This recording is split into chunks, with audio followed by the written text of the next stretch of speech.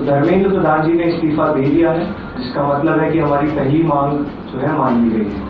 ভারতের মেডিকেল ভর্তি পরীক্ষার নিট প্রশ্নপত্র ফাঁস কেলেঙ্কারির জেরে অবশেষে পদত্যাগ করেছেন দেশটির কেন্দ্রীয় শিক্ষামন্ত্রী ধর্মেন্দ্র প্রধান।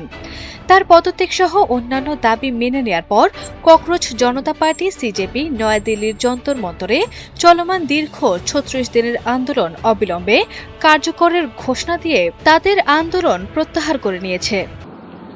जो FIR फाइल हो चुके हैं, जितना हमें लास्ट इंफॉर्मेशन के मुताबिक 15 से 20 FIR दिल्ली में फाइल हुए हैं। AKS अर्जुन करलो गिनेस वर्ल्ड रिकॉर्ड्स।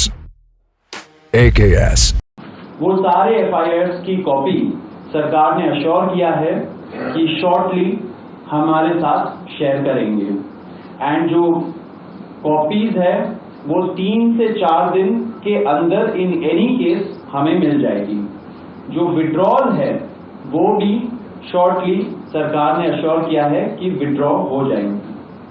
साथ साथ इन्होंने ये भी हम लोगों ने एग्री किया है कि फ्यूचर में कोई भी एक्शन नहीं लिया जाएगा।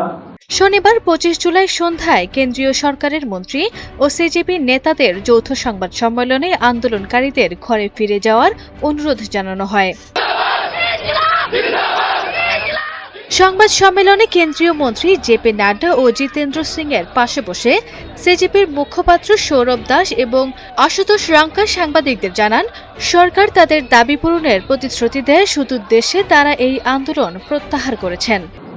आज अभी कुछ देर पहले धर्मेंद्र प्रधान जी ने इस्तीफा दे दिया है, जिसका मतलब हमारी पहली मांग जो इस पूरी प्रोटेस्ट की पहले दिन से मांग थी, 6 जून को जब हम पहली बार जंतर मंतर आए थे।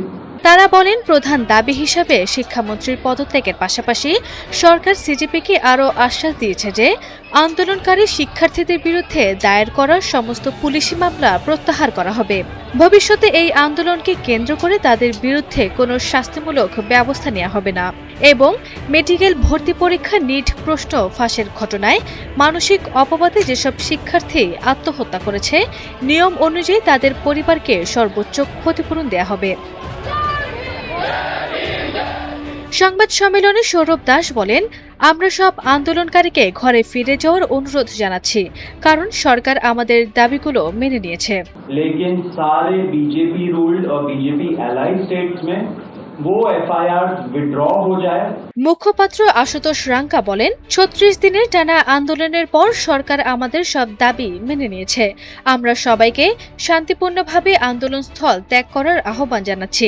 আমাদের দাবিগুলো চরমপন্থী কিছু ছিল না, বরং খুবই মৌলিক ছিল, যা অবশেষে সরকার গ্রহণ করেছে।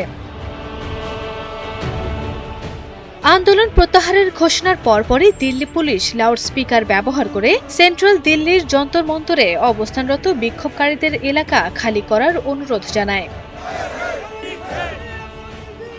উল্লেখ্য, ১ মাসেরও বেশি সময় ধরে চলে এই আন্দোলনের কারণে ট্রাফিক ডাইভারশন ও মেট্রো স্টেশন বন্ধ থাকার পাশাপাশি আশেপাশের জনপ্রিয় পর্যটন ও স্থানীয় বাজারগুলোতেও ক্রেতা ও দর্শনার্থীদের সমাগম ব্যাপক হারে কমে গিয়েছিল।